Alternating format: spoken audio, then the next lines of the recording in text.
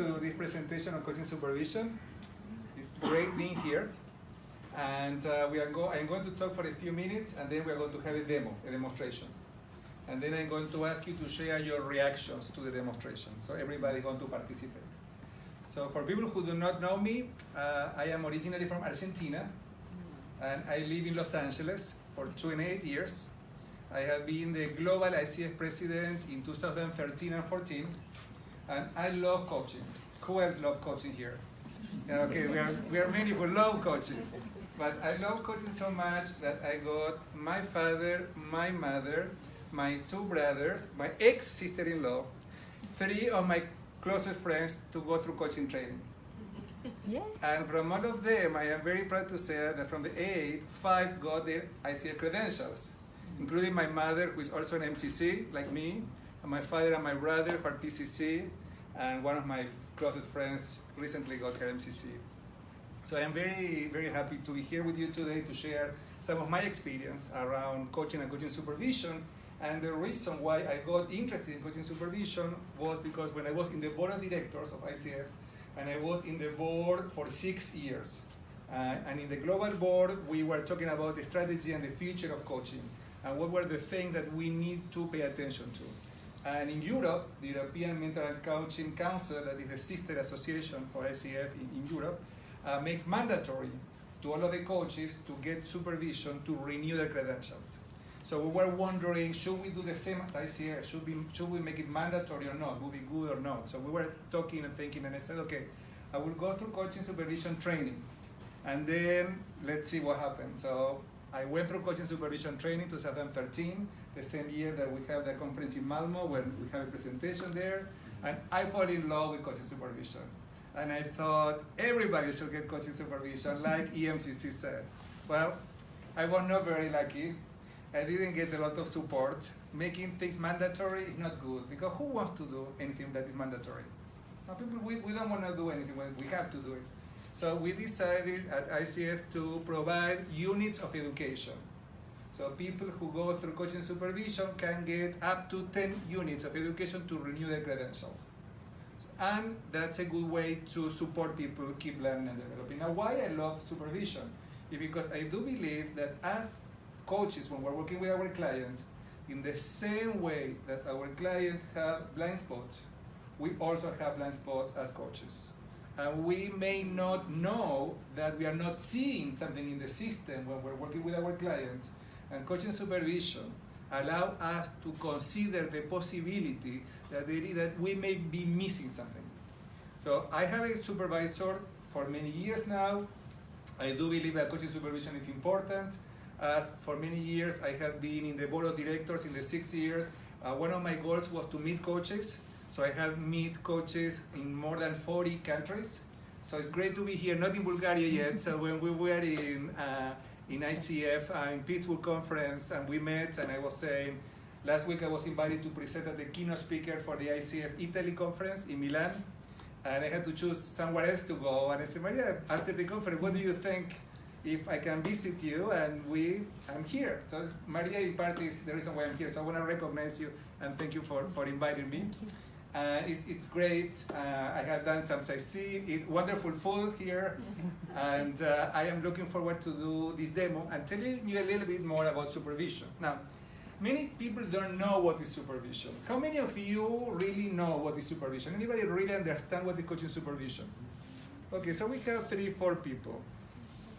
It's not only Bulgaria. It's something is worldwide. Why? Because it's not well developed. So it's a new trend. And it's great you're here, and as you were saying, the market is more mature, and people are start talking about it. In England, in the UK, it's much more developed than in the rest of the world. UK, Australia, and Canada, and then behind them, the United States and other countries in Latin America and in Asia. Now, in Latin America, for people that missed the introduction, I worked for many years mentoring and developing all of the leaders of the chapters of Latin America. That's the reason why I became ICF in the board of directors and eventually the president, for all of the work that I have done mentoring and supporting chapter leaders in all Latin American countries. And because I wrote 5 books on coaching skills, focusing on ICF core competencies. So in Latin America, in Spanish, people will know what are the competencies and how they work. And I'm very happy to share with you that the book came out finally in English this year. So the book is available if anybody's interested in learning and understanding coaching, coaching specifically the markers and the specific requirement for each credential. That book can be very helpful for all of the mentor coaches in the room. I think that book can be very helpful. So moving ahead, looking at the future, coaching is what, when we're looking at the future, we really need to keep growing, developing, and supervision is one of the answers. So what I want to do with you now is to define what is supervision. I'm going to differentiate it with mentor coaching. I start talking about that, but I want to spend a little bit more time. I'm going to present a model, and then I will do a demonstration, and you will all participate in an exercise based on the demonstration. So what is the definition of coaching supervision? Well, in my way here, we were talking about one way to understand supervision is coaching the coach. So some people say this supervision is coaching the coach, but it's a little bit more than that. Because when you are supervising, you're working with colleagues. When you're working with clients, clients can come to you in very different stages, with different knowledge, different education, different level of insight. But when you work with coaches, they are supposed to have done some work on themselves. Will you agree with me? All coaches who are here, if you are an effective coach, you have received some coaching and you have done some work on yourself. And you believe in coaching because you have seen the effect of coaching in your own life. So the idea here is that when you are supervising, you are working with colleagues who already come to you with some level of insight, some level of self-knowledge, some level of commitment. Because our clients not always are committed.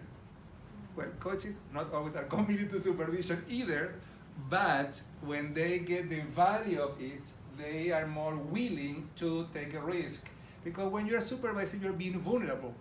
You're bringing yourself, you're opening up yourself, you're bringing your strength, but you're bringing your insecurities. And many times can be challenging not looking perfect to your colleagues. We want to look like we are great. We don't want to look like we have concerns or challenges, but we all do it. And when we're in a group particularly, we can see how our colleagues have the same challenges, the same concerns, the same issues. And by learning from each other, we feel much more effective. At the end of the day, coaching supervision is helping coaches to be more effective in their job. And the goal of coaching supervision is to create a reflective space, a space to reflect together. Now, how effective we are at reflecting? Now, many times people don't get enough training about reflection. How do you spend time reflecting? What are the conditions for reflection? How you create a reflective environment? And I want to recommend for people who are interested in that topic, there is a book from Nancy Klein called More Time to Think. Anybody have seen that book, More Time to Think? Highly, highly recommended. We use it, I train coaching supervisors. We use that book in the training because it's an opportunity to create these thinking spaces. And you can create that as a supervisor, but also as a coach, as a facilitator, as a trainer, as a consultant.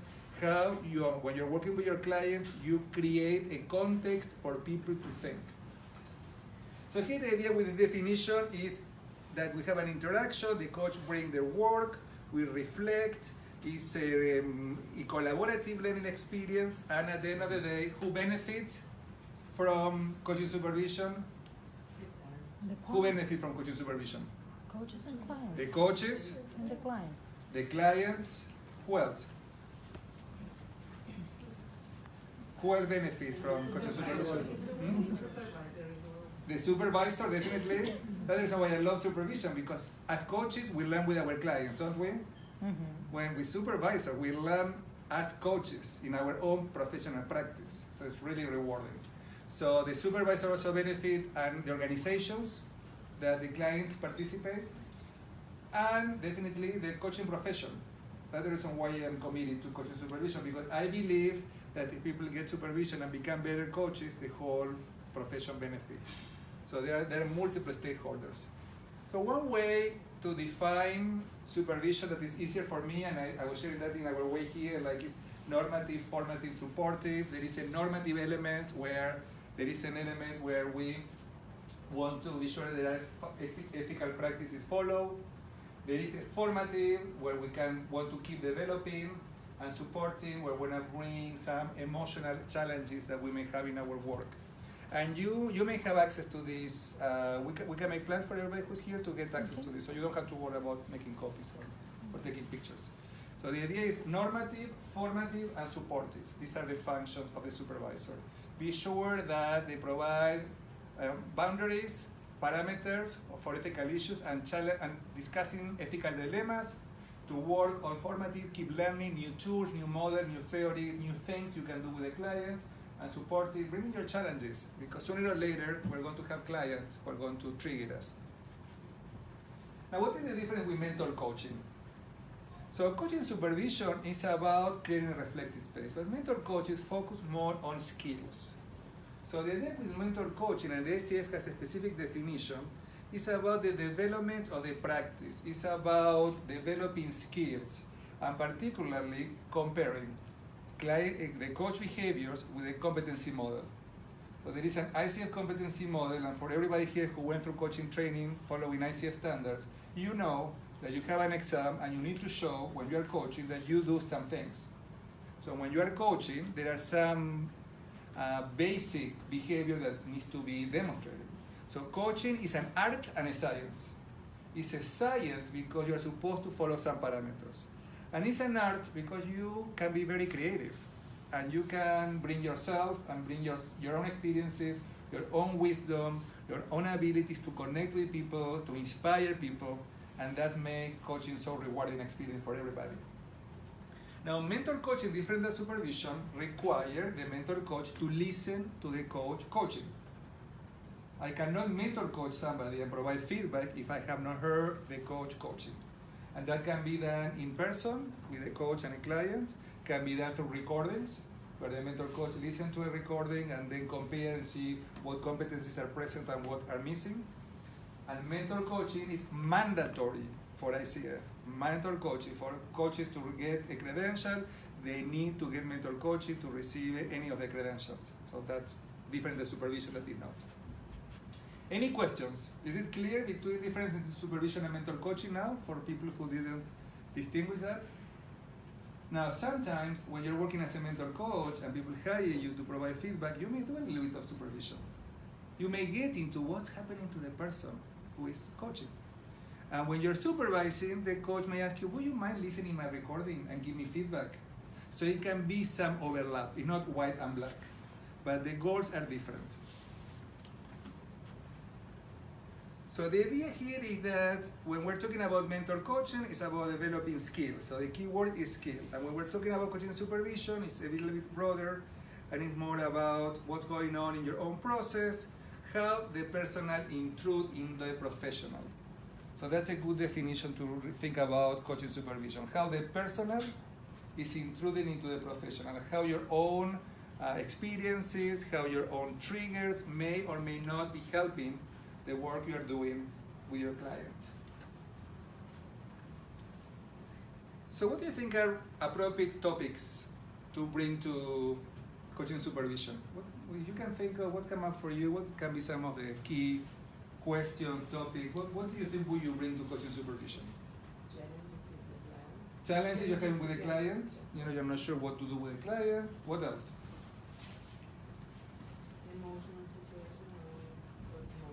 Emotional reactions, when we feel emotions, when we are angry, when we are sad, when we are confused, when we are going out of our coaching presence. Yeah. What else? What would be appropriate for coaching supervision? Clashes of values. Values. And clashing mine. Yeah, what happened when my values as a coach are different to my client, and I'm feeling that that's in my way. I cannot be as effective as I want to or could. What else? Internal process for the coach while coaching.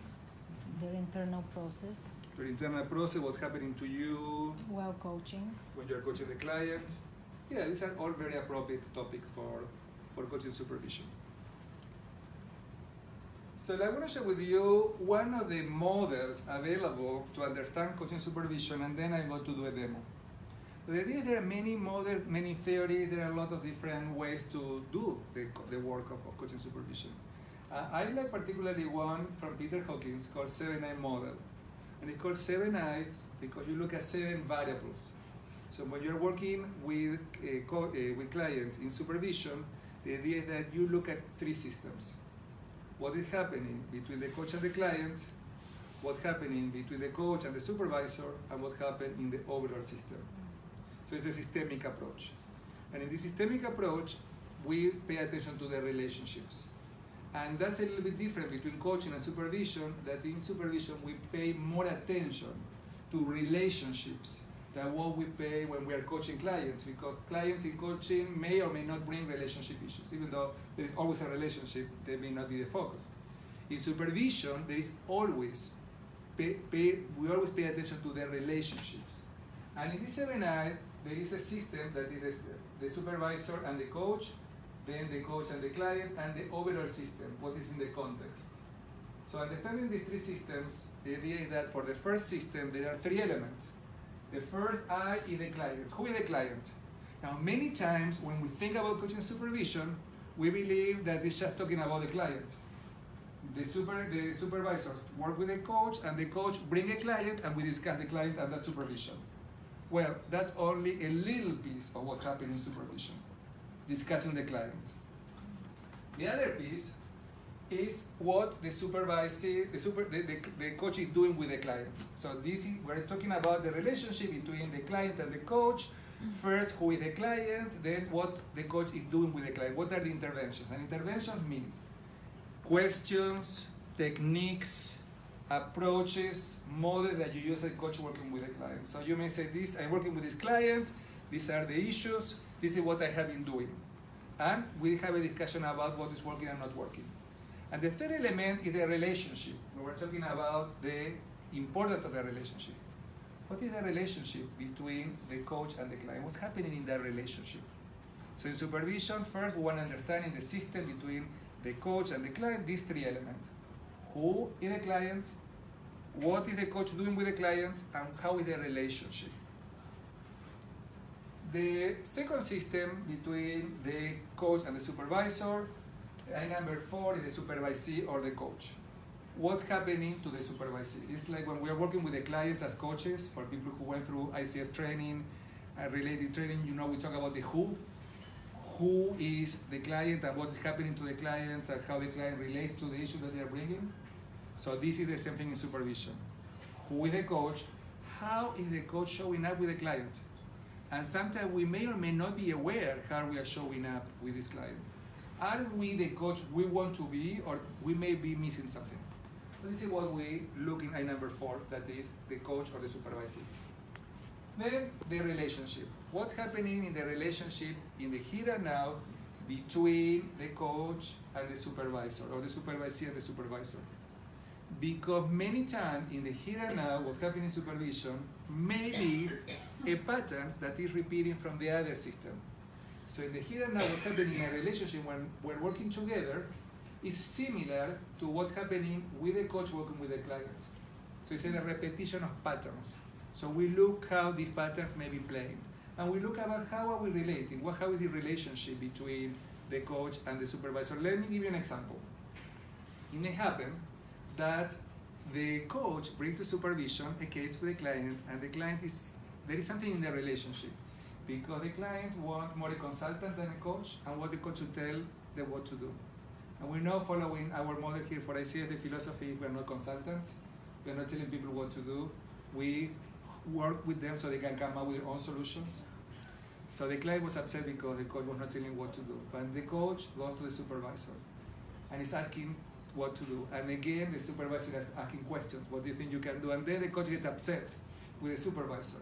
So then we can bring there a discussion how to see how the patterns are repeated. In the same way that the client was getting upset with the coach is getting upset with the supervisor. Are you following how this dynamic can happen in supervision? So by exploring them, we can understand and we can go deeper to see what are these needs, what are these beliefs, what's in their way, so people can be more effective collaborating. And then number 6 is the supervisor. So the supervisor is what's happening to me when I'm working as a supervisor. So I bring myself as an instrument. Now, I don't know in Bulgaria, but in many countries, in many parts of the world, when coaches are trained, they are trained not to bring themselves to coaching. It's like, you don't bring yourself, it's all about your client. Nothing about you. You have to put yourself, no. That is true, but there is a piece that sometimes is misunderstood. You don't want to bring your own agenda. You don't want to bring your own issues or your own challenges to the coaching relationship. But you may want to bring yourself. You cannot forget yourself. You want to bring yourself to coaching. You want to bring to what's happening to you. What is your experience for the benefit of the coach, or the coach for the benefit of the client. So it's not that you forget yourself and you don't bring yourself at all. You bring yourself in the right way, at the right time, for the benefit of the client. But if you forget and you are not aware of what's happening to you in coaching, if you don't pay attention to your body, to your emotions, to your beliefs, to your thinking, then I don't think you can be as effective as a coach. Can you see that? How important it is to be present to what's happening to you when you are coaching. What are your reactions? And bring this for the benefit of the coach in this case, or if you're a coach, for the benefit of your client. This is the supervisor, what's happening to the supervisor. And number 7 is the overall context. What happened in the overall context. Now, I didn't want to get into much detail here because I can be talking about that for a long time. But I wanna see if I can. Let's see. If I stop this for a minute. Try to put like a B for you to make that. Yeah.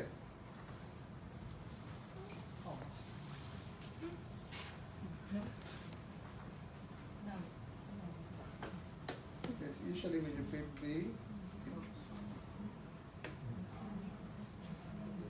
maybe we turn it off. Usually when you press it, so what's. Yeah, the B not working. The B not working. This is not working either. So why don't we turn it off? Let's turn it off. Okay, so we're going to stop there the